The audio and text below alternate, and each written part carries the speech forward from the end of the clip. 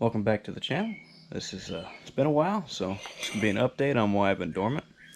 So last November I got married, and just a couple months ago now we found out we're gonna have a kid. So life's changing for me, so I haven't been able to just throw money at the truck anymore like I have been before. We've been really knocking down some debt I accrued over the years, and we're getting pretty close to having everything knocked down and just trying to get as financially prepared as possible for having a kid. So that's why I have been busy doing other things. But it's Sunday, I'm back at it. I've almost got my flex plate done. I made the first one, didn't quite work. I made some minor adjustments and got it a little closer. Tim says he can balance it to the exact balance of the factory flywheel, or flex plate, so that's what we're going to do with that. For right now, I'm probably just going to weld my weight on for mock-up. I'm hoping I made it heavy enough so that whenever he balances it, he just drills some holes or takes some weight off the weight I put on. Because I want to get starter fitted up and everything before I final weld it.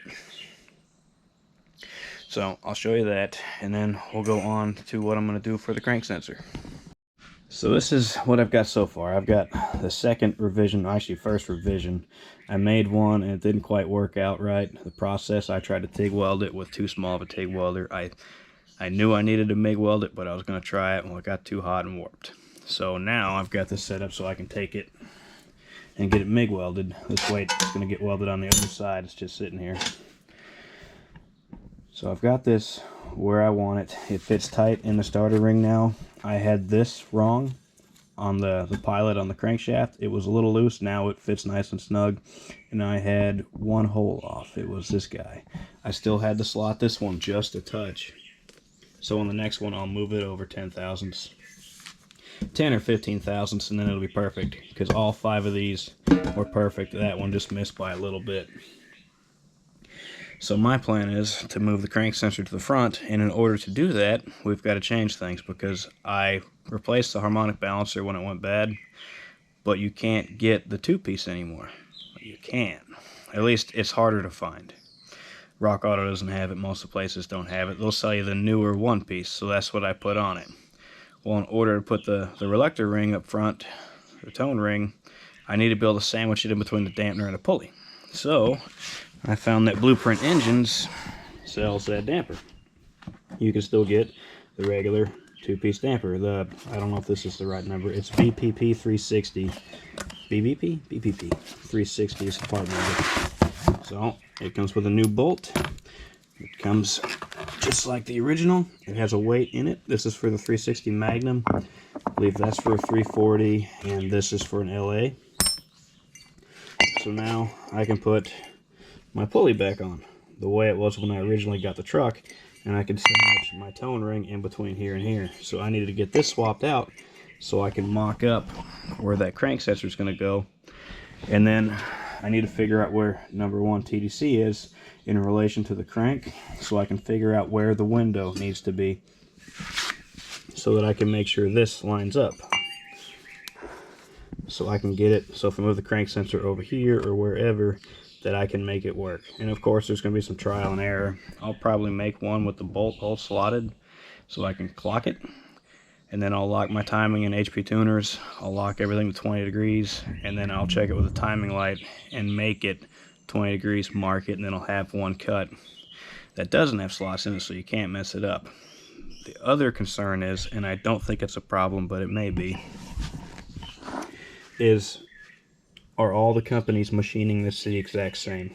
This is on the hub, so it's not going to spin. It's not like it's bolted out here on the outside of the rubber. But if the keyway is different, if it's machined different than the keyway, this one looks like it's almost dead center to the bolt holes. So I'll have to look at some pictures and collect some data and see if that stays accurate, because if not, then you're going to have to play with it and adjust every single one of these, and that would suck, but it's doable. I may be the only one that ever uses it. Everyone else may be fine with the rear crank sensor, but that's where I'm at. So today's operation is to get the old balancer off and get the new one on so that I can figure out where I can mount the crank sensor. I've already got it kind of modeled up on SolidWorks, so I can show you that, but I need to make sure that the outer diameter that I have is going to work for sensor location. Also, because it only has 8 teeth, not that more teeth wouldn't still hurt, but you definitely want to keep your fingers away from the running engine just because of the way this thing's shaped. But I'll show you that and then we'll get to it. Unfortunately, I can't show you that. Not because I don't want to, and it's going to suck because I've got one more day off and I can't get in SolidWorks.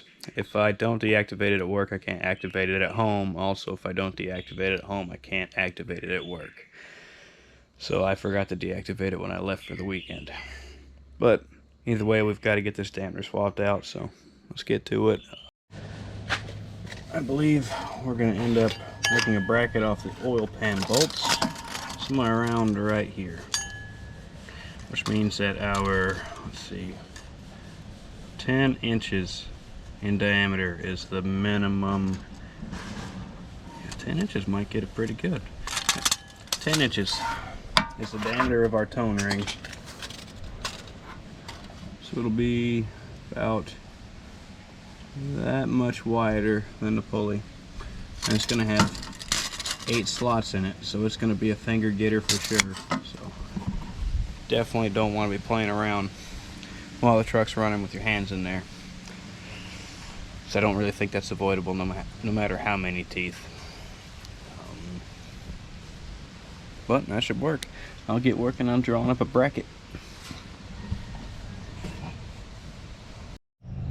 Well, that's going to be about it. We didn't get much done, but what I've been doing is kind of been just killing time. I'll make a part, order it from Send Cut Send. It usually takes about a week, sometimes a little over a week to get here, and then I can mock it up and fit it.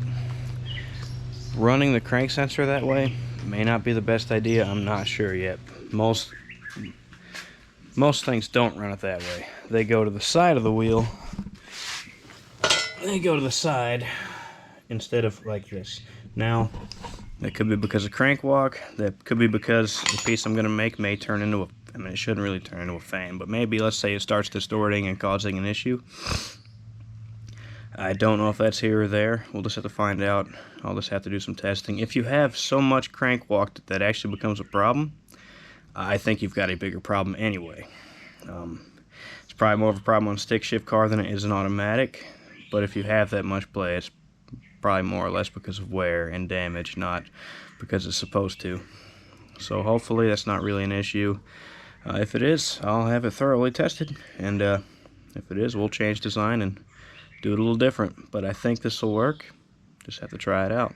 Anyway, I want to give you guys an update, so thank you for watching, and I'll keep at it. Hopefully here soon I'll have all the parts in there. I've still got to get the transmission cooler hooked up to the new transmission mount made. Drive shaft's going to be expensive, controller's expensive, lots of things that cost money, which is why it's just been sitting while I piddle with the flex plates and stuff and the cheap stuff. But that's it. Thank you.